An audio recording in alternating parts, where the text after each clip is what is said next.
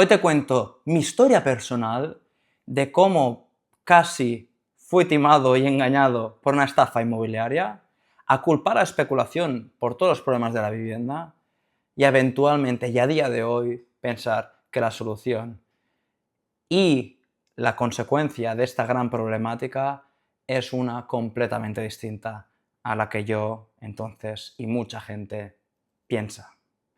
Hoy te lo cuento con una mirada optimística.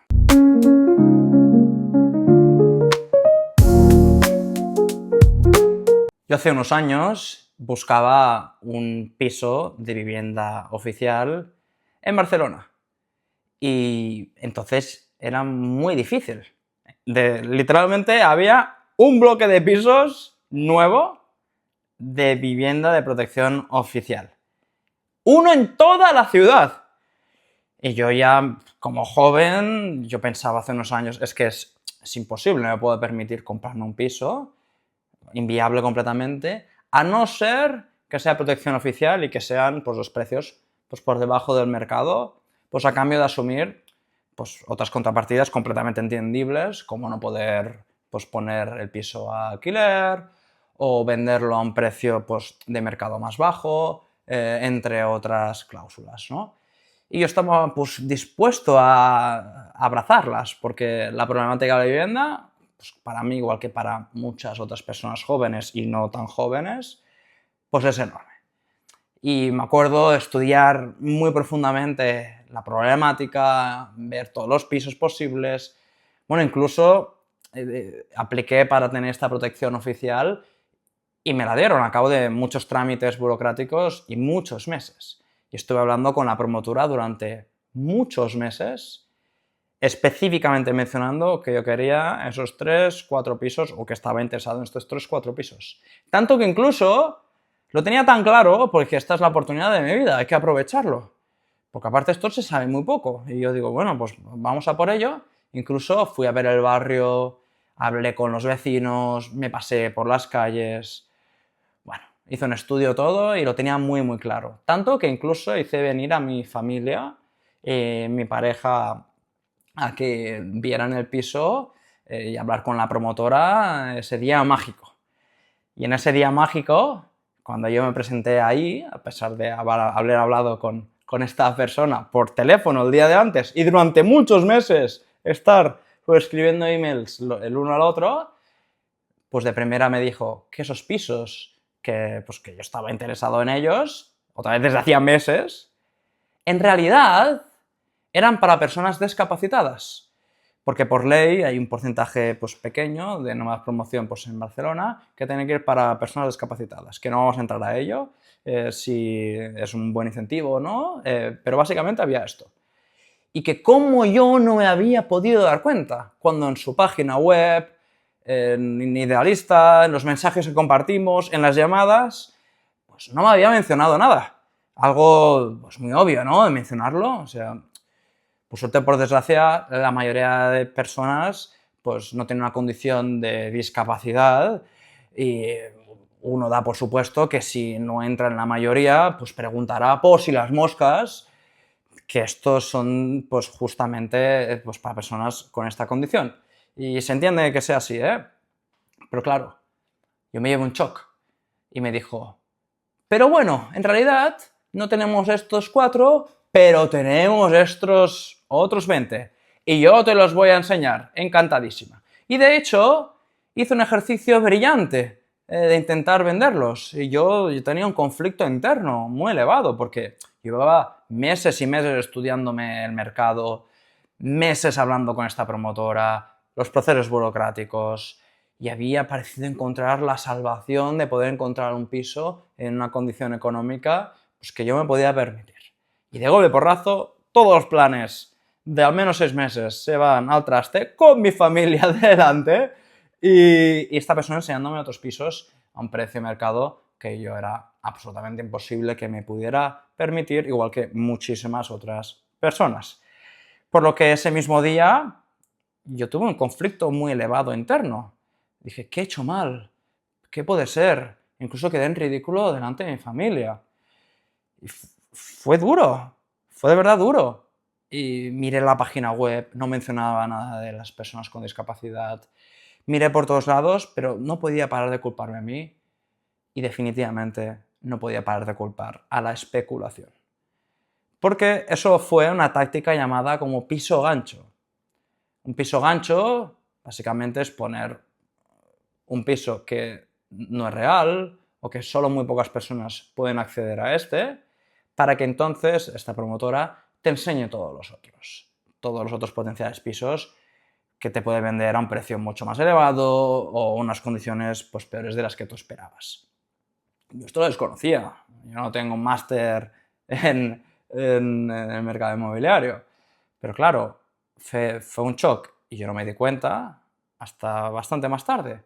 Y entre medio yo culpaba la especulación. Y no solo especulación, sino las prácticas muy controvertidas que tienen ciertas promotoras, porque las tienen. Pero las tienen porque hay el espacio para especular. Y la especulación, en este caso, a pesar de ser pues, un fenómeno que existe en el mercado inmobiliario, no solamente en Barcelona o en España o en otros países del mundo, pero que es un fenómeno que existe, pero no es la causa del problema, sino es la consecuencia. Y entonces no lo veía. Pero pensándolo bien, claro, si solo había un piso de protección oficial, entonces, en toda Barcelona, un piso, nuevo, ¿eh? Claro, esa promotora tiene todo el poder del mercado. Todo para pisos nuevos de vivienda oficial. Y claro, si lo piensas así, quien construye, como hay muy pocos otros que estaban construyendo, pues tenían mucho margen para especular, para ser controvertidos. No lo tendrían si hubiera habido 100 otros pisos de promoción oficial y solamente 100 demandantes para equilibrar oferta y demanda. Pero como había muchísimos demandantes y solo un piso, una oferta mínima, claro que había juego para especulación. Porque es que los demandantes de pisos, la creación de nuevo hogar, no tenían alternativa. Y esta promotora sí que la tenía. Decidió jugar así. ¡Que qué mal que lo hizo! ¡Qué mal! Pero los incentivos de mercado estaban ahí para que eso lo pudiera hacer la promotora. Y después de varios años, yo me di cuenta, gracias también al trabajo pues, de muchas entidades que se mojan con este tema, y estamos hablando de referencias internacionales y nacionales, pues me di cuenta que esto en realidad era una consecuencia de cómo estaba pues, el mercado de la vivienda y no la causa del incremento de los precios, de las prácticas algunas veces abusivas, sobre todo para los más vulnerables y los jóvenes. Y esto tardé en darme cuenta y pensé, ¿por qué esto he tardado tanto? Si en realidad es muy sencillo. Yo he estudiado económicas y me encanta el tema y en realidad es muy sencillo de verlo. Falta mucha oferta y hay mucha demanda. Y esto es un fenómeno donde uno puede verlo, pero también hay muchos otros. Cuando uno va de Idealista, por ejemplo, y hay un piso pues, de alquiler que pues, uno está interesado en visitarlo, bueno, es que hay 500 personas que han enviado un mensaje a ese piso y en 2 semanas ha volado el piso. Y esto se da en muchas ocasiones, ¿no? O sea, si ese piso ha volado en cuestión de nada y uno puede poner los filtros que quiera a las personas pues que vienen interesadas en ese piso, es que lo que en realidad está ocurriendo es que hay una demanda enorme y muy poca oferta. Y esto hace que naturalmente incremente el precio. Y si uno tapa el precio, pues la oferta está aún menos desincentivada para construir y de hecho surgen contrapartidas muy elevadas, como puede ser un mercado negro, o sí, quizás los precios bajen, pero la accesibilidad será aún más pequeña. Si antes hablábamos de un piso para 400 demandantes, pues ahora será aún más abusiva y uno filtrará aún de distintas maneras. O incluso surgirá un mercado negro. O para nuevos pisos o pisos de alquiler de corta duración, pues incrementarán los precios. Esto es algo básico de economía y entonces yo mismo no podía ver. Pero no podía ver porque el mensaje creado por ciertos partidos políticos y ciertas personas, ciertos colectivos, evocaba la emoción.